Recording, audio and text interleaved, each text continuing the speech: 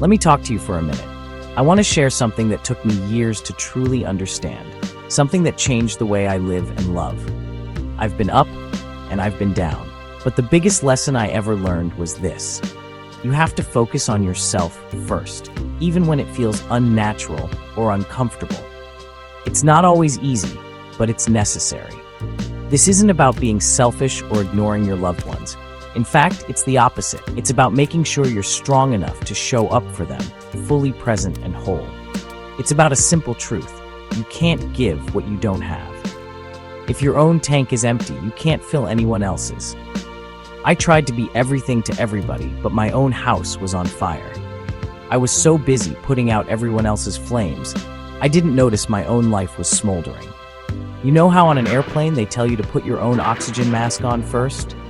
That's not just for emergencies at 30,000 feet. It's a metaphor for life. If you can't breathe, you can't help anyone else. So many of us are running around, gasping for air, trying to save everyone else while we're turning blue.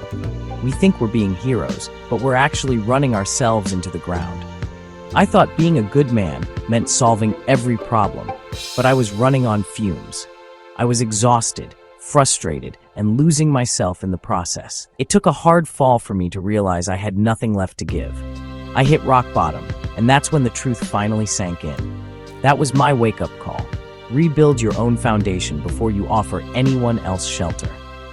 You can't build a strong home for others if your own walls are crumbling. The most powerful way to help others is to become a powerful version of yourself first. When you're strong, healthy, and grounded, you lift everyone around you. Fill your own cup so it overflows and blesses everyone around you. When you're overflowing with energy and love, it spills out naturally. I started investing in myself, reading, focusing on my health, and chasing my own dreams. I learned to say no, to set boundaries, and to honor my own needs. The more I poured into myself, the more I had to give. My relationships improved, my work got better, and I found a new sense of purpose. My energy, creativity, and capacity to love grew tenfold. This isn't subtraction, it's multiplication. When you invest in yourself, everyone benefits. Become the best version of you for the benefit of everyone you'll ever meet. When you thrive, you inspire others to do the same. And that's how we all rise together. Let's talk about the people pleaser's trap. It's a cycle that's easy to fall into, especially if you care deeply about others and want to be seen as dependable. You're always saying yes, always the reliable one, but you're draining your own life force. Every time you put someone else's needs before your own, you chip away at your own reserves. It feels good to be needed, but that feeling fades fast. The gratitude you get is fleeting, and soon you're left feeling empty, wondering if anyone notices your struggle. What's left? You're tired, maybe even resentful, running a marathon for everyone else while neglecting yourself. The exhaustion builds up, and your own needs get buried under everyone else's demands. This is the fast track to burnout. You can't keep pouring from an empty cup and expect to thrive. Good people with big hearts end up miserable because they forget the golden rule. Give from your surplus, not your core. If you don't protect your own energy, you'll have nothing left to give. When you give away your core energy, you're not just emptying your cup, you're breaking it. The damage can take a long time to repair. Soon, you're ineffective, your help is half-hearted, and you're just a shell of who you could be. The joy of giving disappears, replaced by fatigue and frustration. Constantly putting others first is self-neglect. You can't be your best self if you're always running on empty. You teach people to expect your sacrifice, not because they're bad, but because you've trained them. Over time, it becomes the norm, and your boundaries disappear.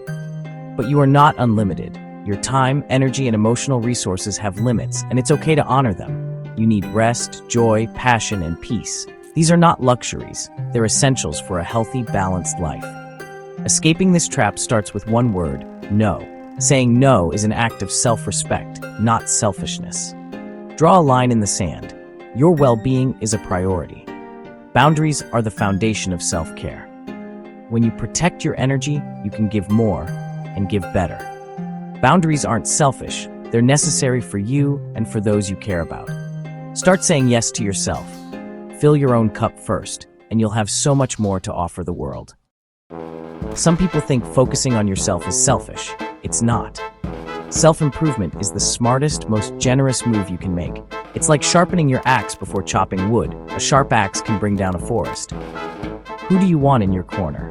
Someone exhausted or someone energized and wise? When you work on yourself, you become a lighthouse, a source of strength and stability. Your example inspires others. Improving yourself expands your capacity to help.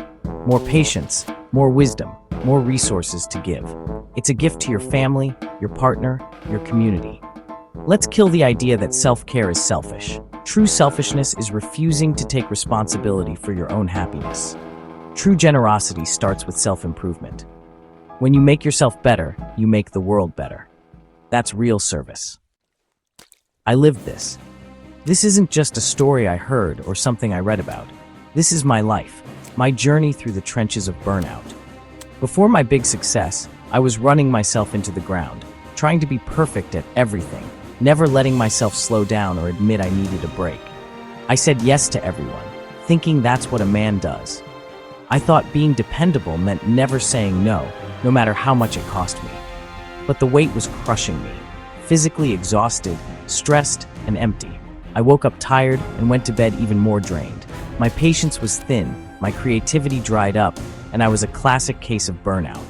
Even the things I once loved felt like chores. The breakthrough came when I hit a wall and realized I'd lose everything if I kept going. I knew something had to change, or I'd lose myself. So I started small, 15 minutes a day just for me. It felt almost impossible at first, but I forced myself to try. No phone, no TV, just silence or reading or dreaming.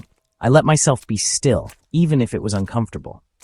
It felt strange, almost selfish, but slowly I started to feel alive again. I noticed my mood lifting, my mind clearing. That 15 minutes grew into more. I realized I deserved more than just survival. I wanted to thrive. I made my health a priority, became more selective with my time, and invested in my mind. I learned to say no and set boundaries. The more I invested in myself, the more everything else flourished. My work improved, my relationships deepened, my energy and creativity returned. I felt inspired again, ready to take on new challenges. I became a better husband, father, and comedian. My business grew. It wasn't a coincidence, it was the result of real change. It was the direct result of finally building myself up, brick by brick, day by day. When you invest in you, everything else gets better. That's the real breakthrough, and it's possible for anyone willing to start. We help others first because it feels easier. It's a distraction from our own problems. It's easier to give advice than to fix your own life. But that's just procrastination disguised as virtue. The help you give from a place of depletion is hollow. You can't guide someone somewhere you've never been. Over time, you become a perpetual fixer, never a true leader. You're so busy putting out fires, you never build your own fire station. The real path to lasting change starts with turning inward. Face your own stuff, get your house in order, do the work. It's harder at first, but it leads to genuine strength and wisdom. From that place, your help is powerful and lasting. Don't settle for being a temporary fix. Become a life-changing force. When you commit to your own growth, you create a ripple effect. Your transformation inspires everyone around you. Work on your emotional intelligence, and your home becomes a sanctuary. Get your finances in order, and you break generational cycles. Your creativity blossoms, and you become a contributor, not just a consumer. Your energy attracts opportunity and positive connections. And empathy? When you faced your own struggles, you connect deeply with others. You become a better friend, listener, and leader. A better you truly does create a better world. Your growth lifts everyone. Your example is your greatest gift. Don't underestimate the power of your own transformation. The world needs your best self. Start the ripple. How do you balance caring for yourself and others? It's not either or, it's both. You can be a great parent and take time for yourself. You can support friends and have boundaries. Balance comes from knowing your priorities: faith, family, health. Schedule self-care like a business meeting. Treat your self-improvement as your most important job. Master the compassionate no. Saying no to the wrong things lets you say yes to the right ones. Embrace life's seasons. Sometimes you give more, sometimes you replenish. Don't get stuck in one season forever. After giving, make time to refill. It's a rhythm, work and rest. Balance is a lifelong practice, not a one-time fix. The more you practice, the more graceful you become. Live in the and. Let's get practical. Motivation fades. Discipline builds a legacy. Start small. Pick 1 or 2 things and commit. First, claim your time. Find 15 to 30 minutes a day just for you. Early morning is best. Use it to read, pray, meditate, or just breathe. Guard this time fiercely. Second, move your body. Walk, stretch, do push-ups, just move. Physical energy fuels mental and emotional strength.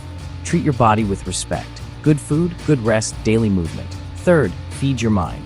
Be intentional about what you consume. Read, listen to positive podcasts, watch something educational. The more you learn, the more confident you become.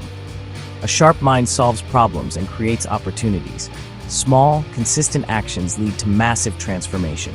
Don't try to do it all at once. Start today and keep going. Your future self will thank you. This is where the work begins. Here's the truth. Focusing on yourself is your responsibility. You can't unlock your purpose if you're running on empty. Your personal revolution starts when you decide you're worthy of your own investment. Are you living depleted, giving away scraps, waiting for permission to be happy? The permission you need is inside you. It's time to stop making excuses and start making changes.